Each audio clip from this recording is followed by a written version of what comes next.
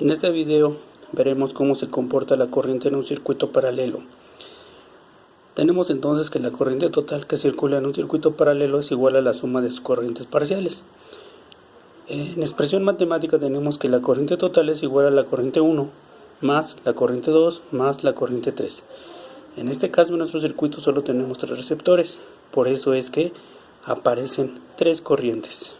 Tenemos entonces nuestro circuito paralelo 3 receptores, por eso es que aparecen solamente 3 corrientes en la fórmula. Cuando tenemos una instalación eléctrica tenemos más receptores, entonces tendríamos que anexar a la fórmula esas corrientes de esos receptores. Para medir nuestra corriente tenemos que abrir el circuito. En este caso tenemos nuestra fuente y vamos a abrir el circuito para medir la corriente. Y aquí conectar las puntas de nuestro multímetro para que a través del multímetro, a través de nuestro medidor, circule la corriente y llegue a cada uno de los receptores. Tenemos entonces conectados nuestros puntos del multímetro, abrimos el circuito y en esas dos puntas que nos quedaron al abrir el circuito conectamos nuestro amperímetro. Y entonces, ya que está conectado el amperímetro, vamos a ver qué sucede en nuestro circuito. Prenden todos los receptores, pero la corriente total que circula en nuestro circuito paralelo sería de 1.7 amperes. Para medir nuestra corriente 1 tenemos que abrir nuestro circuito. Aquí está, estamos abriendo el circuito y entonces vamos a conectar el multímetro en esta punta y en esta punta para que a través del medidor pase la corriente y encienda el foco. Tenemos ya conectado nuestro multímetro o nuestro ampérmetro, estamos midiendo corriente, encendemos el foco,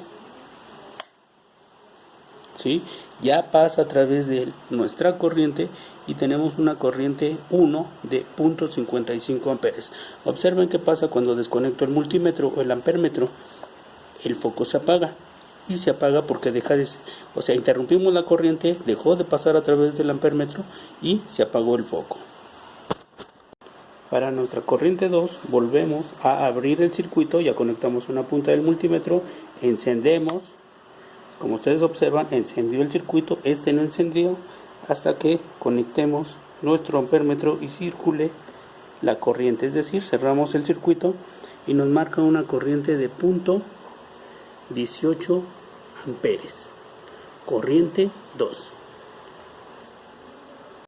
Para nuestra corriente 3, volvemos a abrir el circuito y en esas dos partes que se originan al abrir el circuito, en esos dos bornes se conecta el ampérmetro, encendemos nuestro circuito, ¿sí? Se enciende y tenemos una medición de 0.33 amperes.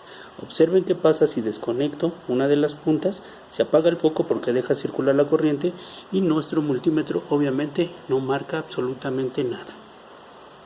Entonces, en nuestro circuito nos dieron lo siguiente. En la entrada de la fuente tenemos una corriente de 1.7 amperes. Corriente 1, 0.55.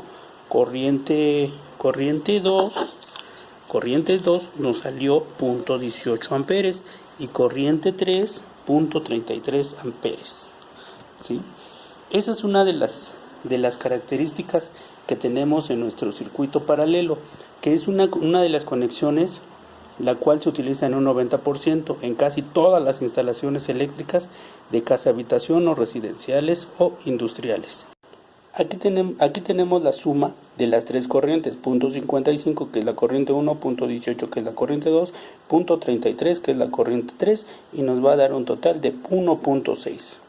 Recuerden que podemos tener una variación de voltaje, por lo tanto la corriente también varía, pero nos da aproximadamente igual la misma corriente con la suma de las demás corrientes.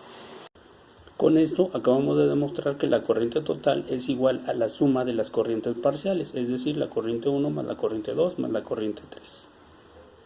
Por su atención, gracias.